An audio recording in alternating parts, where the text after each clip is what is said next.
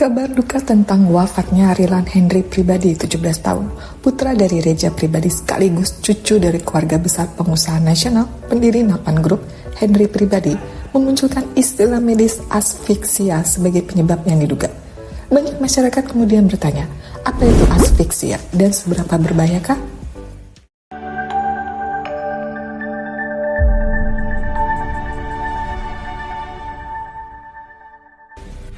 Asfiksia adalah kondisi medis ketika tubuh tidak mendapatkan pasokan oksigen yang cukup.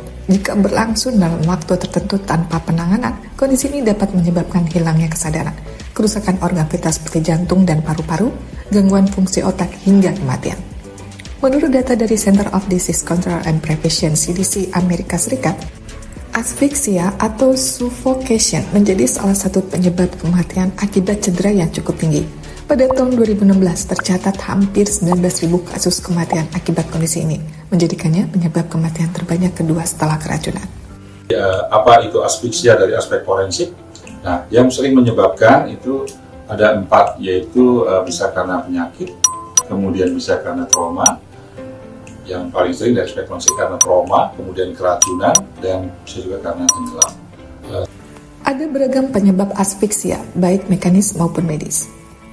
Tercekik, tekanan atau jeratan pada leher, baik oleh tangan maupun benda tertentu, dapat menutup saluran pernapasan dan pembuluh darah, sehingga suplai oksigen ke otak terhenti. Paparan zat berbahaya, menghirup gas beracun seperti karbon monoksida, sianida, atau hidrogen sulfida dapat menghambat distribusi oksigen dalam darah. Suffocating gases ini disebabkan karena adanya di lingkungan, yaitu ada tambahan-tambahan gas tertentu seperti gas CO2 yang berlebihan, kemudian CO, metan, dan gas ini bisa menyebabkan kadar oksigen menjadi berkurang. Sedang. Makanan atau benda asing yang menyumbat tenggorokan bisa menghalangi aliran udara. Kondisi ini sering terjadi pada bayi, balita, dan lansia.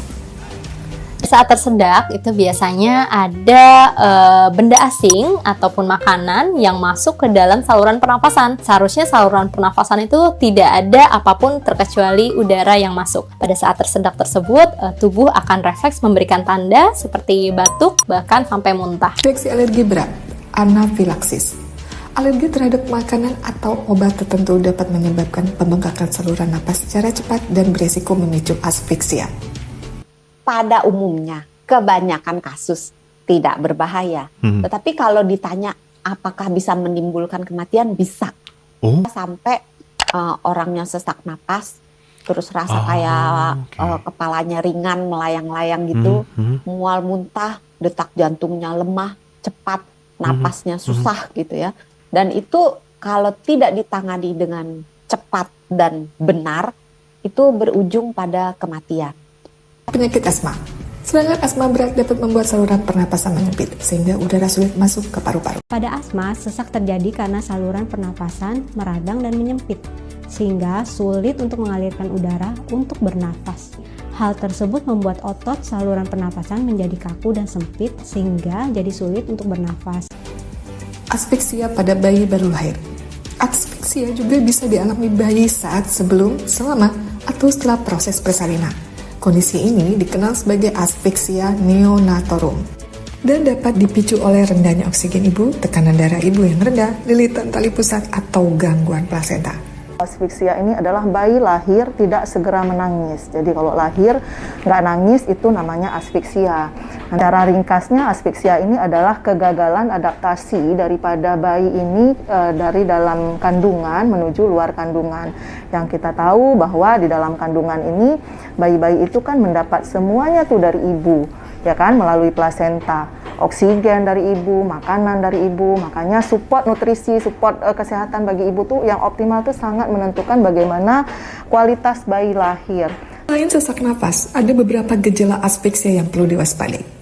Nafas cepat atau hiperventilasi, nyeri atau rasa tidak nyaman di tenggorokan, sakit kepala, penglihatan kabur, kesulitan menelan, penurunan kesadaran. Pada bayi, gejala asfiksia dapat berupa detak jantung yang lemah, napas terengah-engah, warna kulit kebiruan, serta refleks tubuh yang menurun. Lalu, seberapa berbahaya ke asfiksia? Jika oksigen tidak segera dipulihkan, asfiksia dapat menyebabkan kerusakan otak, kejang, gangguan organ vital, bahkan kematian. Namun hasil akhir sangat bergantung pada kecepatan penanganan dan tingkat keparahan. Kasus meninggalnya Rilan Henry pribadi menjadi pengingat bahwa asfiksia dapat terjadi secara tiba-tiba dan dalam berbagai situasi, termasuk aktivitas olahraga ekstrem.